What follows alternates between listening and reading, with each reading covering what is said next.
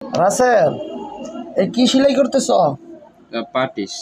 পাটিস? ও, সালোয়ারের পাটিস না? এটার মধ্যে কয়টা জানি সেলাই হয় টোটাল? এটার মধ্যে 5টা সেলাই হয়। ও, 5টা সেলাই হবে। ও আচ্ছা, তুমি দেখাও একটু, আমাদের শ্রোতা ভাইয়েরা দেখুক, দর্শকরা দেখুক যে কিভাবে তুমি সেলাই করো।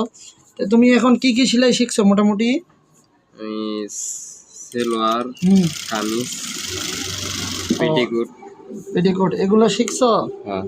মাশাল্লাহ মাশাল্লাহ, শিখে ফেলছে। তো আপনারা দেখেন, রাসেল কিন্তু পাটিসগুলো করতেছে। এটা বখরম দিয়া করতেছো তাই না?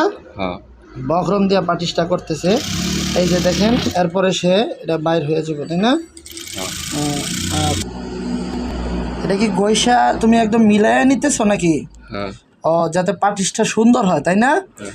এক সময় আমরা পাটিস করতাম আলাদাভাবে, এখন আমরা একটু আগের চেয়ে একটু উন্নত করে ফেলছি। সেটা হচ্ছে গিয়া বখরমের সালোয়ারের কাপড়ের সাথেই রেখে দিই আমরা কাপড়, যাতে খালি বখরমটা বসাই আমরা পাটিসটা করতে পারি।